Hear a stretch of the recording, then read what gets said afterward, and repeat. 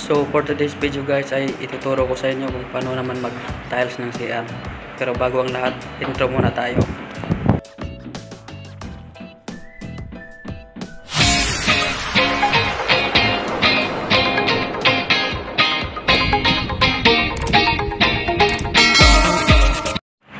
Ito yung ginagawa natin na CR guys. Tapos yan yung tiles na ginagamit natin.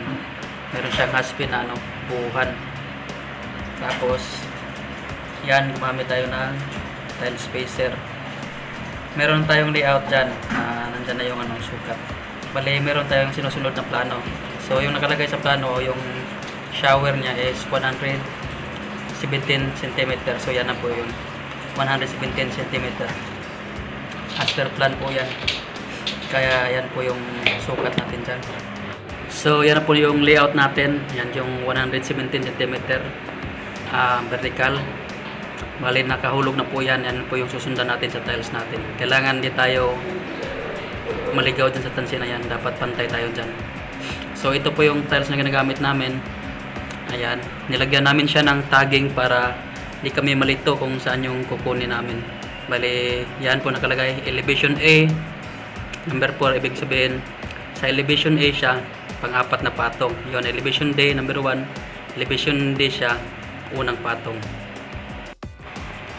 Ito po yung likod ng tiles na gagamitin natin. Bali, made in Italy siya, porcelain tiles. So medyo may kamahalan po itong tiles na to. So una natin gagawin pag nagkabit na tayo ng tiles ay papahiran muna natin ang likod ng tile adhesive, pati na rin yung wall para maiwasan natin yung ampaw tsaka kapak. So ito pala yung ginagamit namin na adhesive guys. Ito yung brand na ginagamit namin. Mortaband Premium High Resistance. 15 years na po namin ginagamit to kasi subok na namin tong brand ng adhesive na to.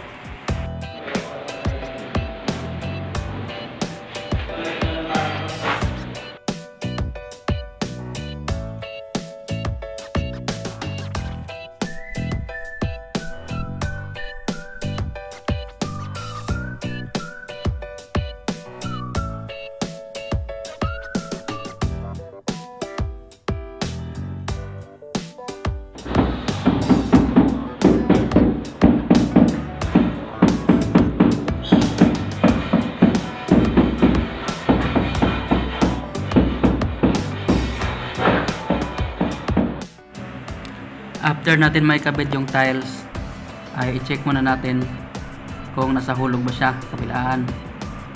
Gagamit tayo ng level bar para sa pag-check ng kung nasa hulog ba yung tiles natin para sure ball. So after naman natin siya i-check kung nasa hulog na siya, gagamit tayo ng tile leveling system. Iipit natin dyan para maiwasan natin yung resulte o yung paglubog pagkatuyo ng ng halo din sa likod. So gagamitan natin yan ng tile level system. So dito sa gitna din ako naglagay kasi hindi naman bingkong yung tiles natin. Pero pag bingkong siya, dapat lagyan nyo pa rin ng tile level system dyan sa gitna para tumuwid yung tiles natin.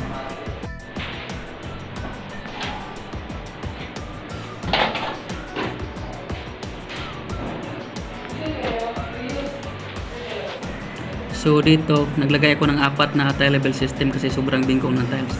Bali, tatanggalin na lang natin siya pagkatuyo ng halo. Bali, mga 4 na oras bago natin siya tanggalin para maiwasan natin na bumalik pagkabingkong yung tiles.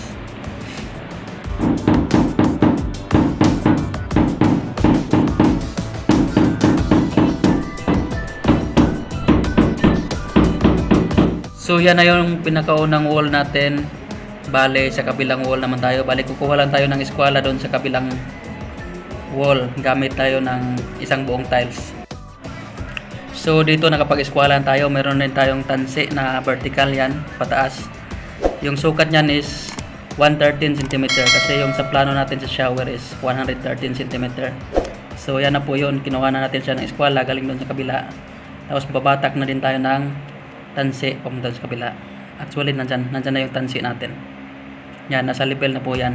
Tapos nasa hulog na din po yung tansi na vertical.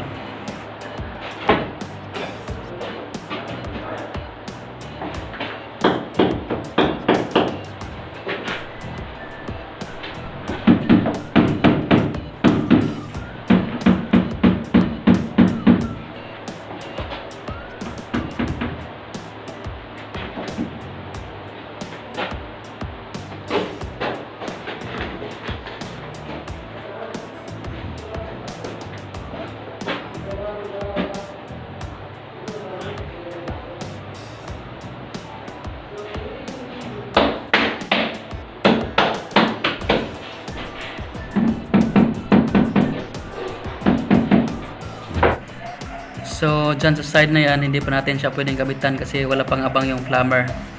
So tsaka na yan natin kabitan pag meron na silang abang dyan para sa shower.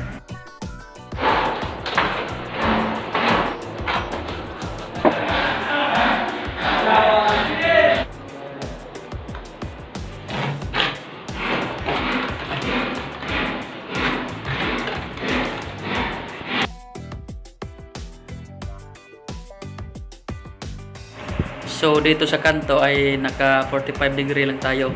Make sure lang natin laging nasa hulog, lalo na pag ganitong kanto kasi papangit sa tingnan pag nawala sa hulog yung tiles nyo. So yan na po yung kanto natin. Bale nagkuha lang tayo ng manipis na 2mm dyan sa 45 degree natin. Bale parang ano siya, double corner. Tapos nilagyan ko siya ng masking tape para hindi siya bumuka. So ayan, lagi natin siyang i-check kung nasa hulog ba siya, wala. So ayan, nasa hulog naman siya, kaya okay yung kanto natin. So gamit lang kayo lagi ng level bar.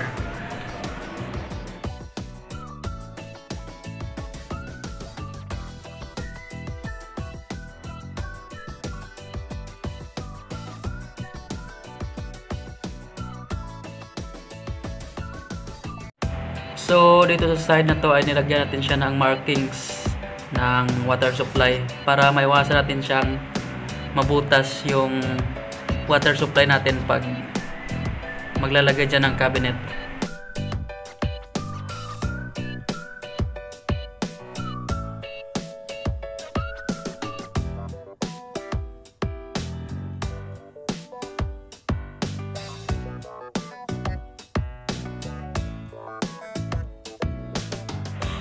After natin maikabit lahat ng tiles sa ibabaw na part, ay lilinisin muna natin maigi yung flooring natin, i-vacuum natin para matanggal yung alikabok. Pagkatapos ay mag-waterproofing tayo ng 3 patong.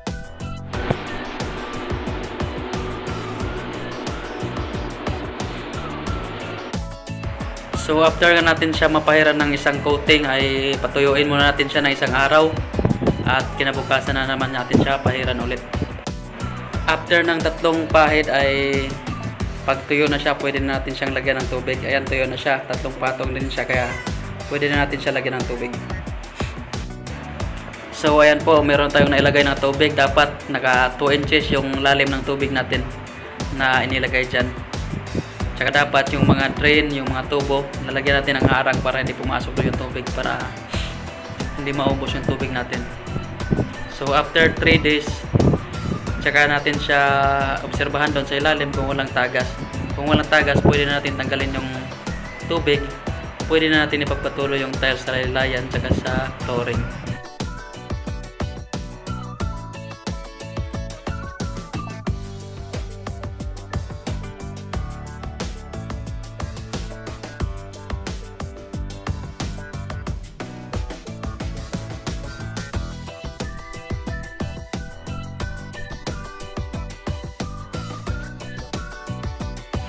So after natin may waterproofing 3 days, ito na nga yung finished product ng ginawa natin. Ayan. So sa may shower, yan po yung shower natin na 117 by 113 cm. So iba po yung tiles na ginamit natin doon, yung wood texture na 20 by 120. So ito na po yung ginawa natin. Ayan.